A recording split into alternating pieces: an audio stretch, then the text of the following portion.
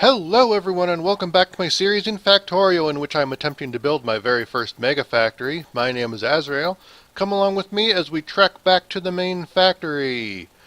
In the previous episode I was planning on beginning my uh, de debiterification, I guess, of the surrounding area, but I realized I don't yet have a sufficient blueprint for my defensive perimeter to put up as I do that, so I would just be going around clearing out all the biters and then letting them move right back in while I fidgeted around back here in the base. It would ultimately prove to be a fairly fruitless endeavor. So first thing I'm going to do back here is I'm going to bolster the production in my military facility. I'm going to get rid of some of the modules that are tying up my inventory, because at the end of the day I'm only planning on really using the Mark 3 level 3 modules, and of course the level 1 efficiency modules for all the mining drills that are around, because the power issues have not gone away yet. There's still rolling blackouts every night. I'm gonna get around to fixing that eventually, but first I feel that my priority is in dealing with the biters. And in order to deal with the biters, I need to move my defensive perimeter out beyond the pollution cloud, and in order to do that, I need to build the defensive perimeter. And I figured no better place to test this out than down here on the southern portion of my wall, because as you can see, I've been repairing a whole bunch of turrets down here because the biters just are absolutely relentless in their attacks down here, and it's only in this section of the base. Thankfully, I mean, I'm glad this sort of this level of attack isn't going on everywhere else.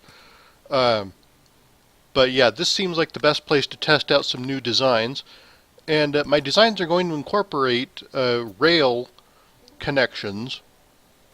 So I need to make sure that everything here is spaced out sufficiently, because when you're placing a blueprint with rails, you can only place it every 2 tiles apart, because that's how rails are placed. So I just wanted to make sure that before I started building this colossal thing, that I didn't have to move everything 1 tile, up or down or left or right. Alright. If you remember several episodes back, in one of the earlier designs I had the gun turrets feeding each other with long-arm inserters. Looking back on that design, I realized that long-arm inserters are just a little too slow, and I would like to have the gun turrets be a little more compact. So here we are. This is going to have a total of 31 turrets, all stacked neatly in a row. That is enough, as many as I can fit into a 100 tile wide blueprint. You might be asking, why 100 tiles? Because that's the range of construction bots coming out of a roboport. So each one of the... Whoa, I wasn't ready for this! Guys, wait! No! Okay. Come back when I'm ready. Jeez. Okay. Okay. Let's calm down now and... Okay.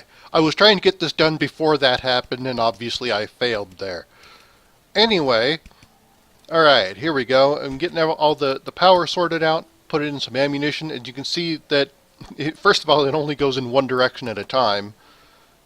And, but it does fill up all those turrets with ammunition a whole lot faster than long-arm inserters, because since I'm using stack inserters, it can move a total of 12 ammunition rounds every swing, whereas the long-arm inserters are limited to, I believe, a stack bonus of 3,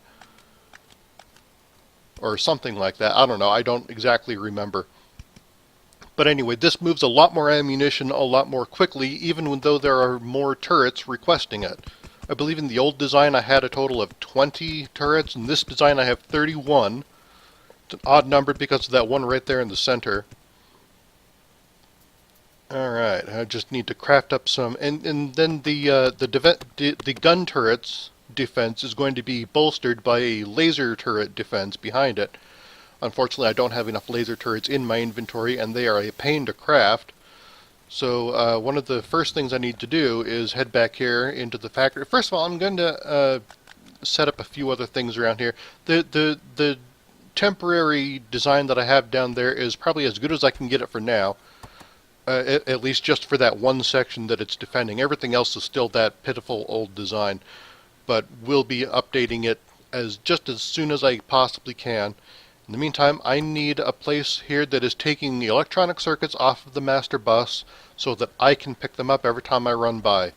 I set up a quick chest there, and it will pull in a total of 1,000 circuit or electronic circuits, and whatever, and leave the rest of the box open. That way, if I have too many in my inventory, I can auto-trash those circuits, and they'll just be put right back into the box where I get them from later. Now, in order to make laser turrets in the factory automated, I need batteries, and most people will say, oh, you should put batteries on the master bus, and that way you can feed them everywhere it needs, because batteries are needed for, like, 3 or 4 different designs. But I've just been creating them in C2, as I believe is how it's pronounced. Basically, that means where they're needed. And so I need to, I already had them being created for blue science, but since I don't need blue science anymore, I just went over there and stole the design, blueprinted it so that I can use it elsewhere. I'm going to end up using it in the military facility to build laser turrets, and then eventually in the miscellaneous facility to build flying robot frames, because that's another thing that I'm going to need to do. This system, you can see right here, I put a roboport down there, because eventually the design is going to also incorporate construction robots in order to repair and replace things as the biters destroy them. Because eventually we will start seeing behemoth biters. Let's knock on wood to make sure that doesn't happen yet. Alright. But it will eventually happen. It's just an inevitability at this point. Another feature of the defensive perimeter is that it will be resupplied by a train. I have some plans for how to set it up with combinators so that the train only delivers when it needs a resupply, and otherwise it's just going to stay in a loading area. But so this is going to be my defensive perimeter 3.0. Which, of course, will eventually be upgraded to, later subversions, probably like a 3.5 or whatever, I don't know. But in the meantime, I just want to make sure that I can duplicate this design. And there was that issue right there where it was one tile off from the existing structure. Now, I want to put down a second set of it, but I don't want to completely uproot my, my defenses because of the catastrophe that happened last time. So I'm going to kind of interlace it together like this. I accidentally pulled up too many wall segments over there. Alright, and of course there's also some shortages of things like laser turrets in my inventory. So there are some portions of this that are not going to be fully recreated, but what I'm primarily concerned with is the gun turrets and all the inserters that are feeding them, so that this area can function and protect itself from the massive biter attacks that seem to happen over here. Alright, there they go, all loading themselves. It only takes a couple of seconds to do that. I'm so glad that that worked out the way it did. Alright. And of course the laser turrets will come later, as I'm going to bolster my military facility with that production here in a moment. Here comes our first test, and that took it pretty nicely. I'm going to go ahead and incite another attack, lead it over here. Alright, that was actually pretty nice. None of the gun turrets even had a chance to fire, because the laser turrets, despite being behind them, still have a larger range than the gun turrets, and they all just kind of took care of it before the gun turrets even saw them coming. So that's nice. That's ideally where I'd want it to be. That, and of course having enough power generated to keep them running as long as necessary, which of course is not the case right now. But Obviously, when the laser turrets go down, you have the second line of defense with the gun turrets, and they should make even shorter work because gun turrets are actually a little stronger than laser turrets. Uh, and of course, maybe later on down the line, I will even be able to add, oh, look at this. I'm not ready, guys. Jeez. Wait for the cue. God. Anyway, eventually down the line, I might even add flamethrower turrets to the design, making it like a 3.7 version number. I don't know how I'm going to number those things out. But yeah, it's going to be an iterative process, as my former boss always loved to say. Like, iterative was his favorite word. It was like on one of those word of the day calendars, and that was the word every day. So I don't know. Alright, and I am short on stack inserters. I'm going to pick up some more fast inserters, and I also remembered I wanted to use some stack filter inserters as well for when I eventually need to pull stuff off of the resupply train. I've got an idea, like I said, with the combinators to where when it delivers supplies, it will count how many are in the storage chest and compare that to an ideal number. And whatever the difference is, you take the ideal number, subtract it from the actual number, and then that gives you how many you still need. And then while it still needs any, it sets the stack filter inserter to accept only those items. And then, of course, once they are sufficiently filled, it turns off that filter so it doesn't pull any more off of the train. I saw something like that, I believe, in one of the Friday Facts. Somebody, back in the 0.13 update, one of the developers was teasing how you could set things up like that. So I'm just going to kind of try to recreate that design because it seemed to work exactly for what I'm eventually going to need. That'll all be for another episode while I fiddle around with the circuit logic and all that stuff, because we all know how awful I am at actually doing that. You remember several episodes back when I was trying to set up the SR latch in the original design for the defensive perimeter, and it turns out I'm probably not even going to need that, at least not for what I was using it there. But at least I kind of, sort of know how to do it in the future, so hopefully it won't be as tricky. I'll definitely try to research ahead of time before I try to do that again. Alright, over here I am also needing to create some more repair packs. I'm going to do the same circuit logic over here so that I don't have to use the chest's own limitations for how many to pull out of the master bus. Alright, up here in the military facility, the first thing I need to do in order to get laser turrets is battery production, and I do not have any chemical plants, so I'm going to craft up a few of those. While that's going, I just need to reverse the flow of these belts, because I've essentially mirrored the design over from the way it was blueprinted back in the Blue Science rack. And in the meantime, I'm also going to get all these plates sorted out. I need iron plates and copper plates. I'm going to go ahead and just put them both onto the same belt. Alright, here we go. I'm pulling them off of the main bus, and then I'm going to move this back a little bit so that I don't have to snake that belt around quite as much. Alright, there we go. Get that fed up there. Alright, there we are. Now I just need sulfuric acid. And I do not have that on the main bus over here yet, but I do have it on the master bus. And so I'm going to bring that over.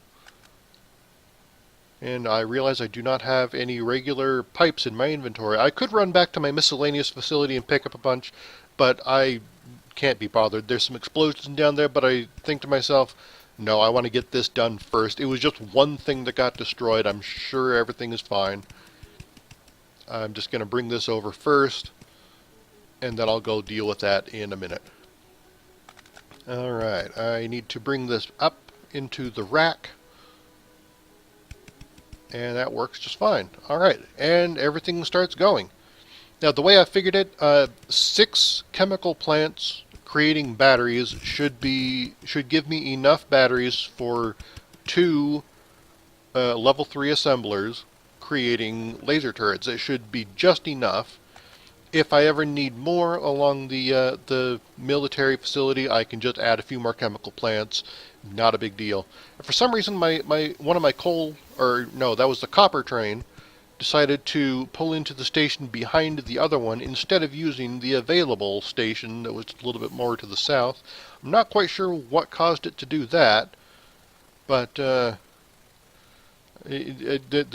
first thing I was thinking of while I'm down here checking everything is that maybe my stations aren't named correctly, but I'm pretty sure I saw them using both of them before.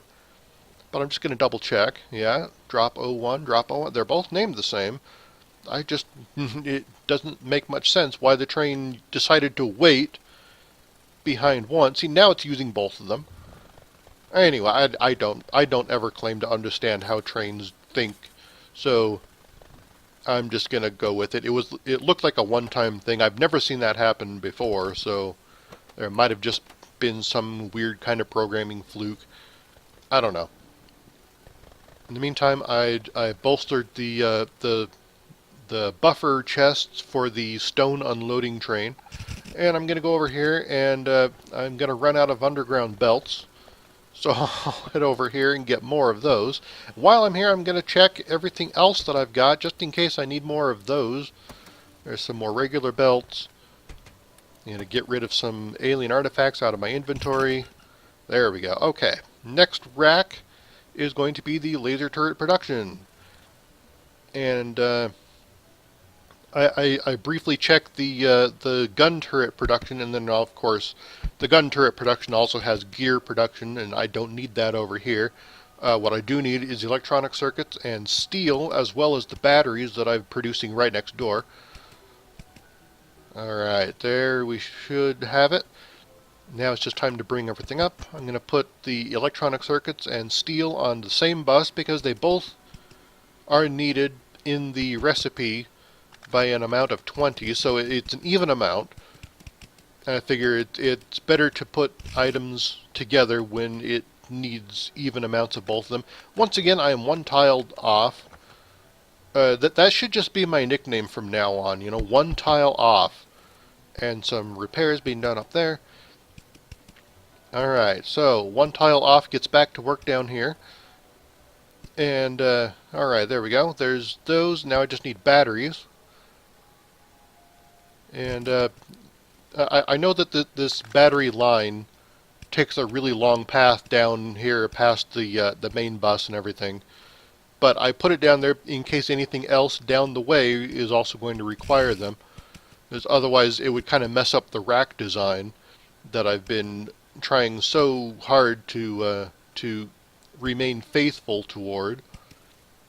Alright, that should power everything up. But then of course I remember that I didn't actually tell the assemblers what to do. So there we go. Those long arm inserters are working really hard there. I wonder if there's a better way I could do that. There probably is. But I'm not going to worry about it too much right now because it's working. It's working, so I'm just going to leave it alone.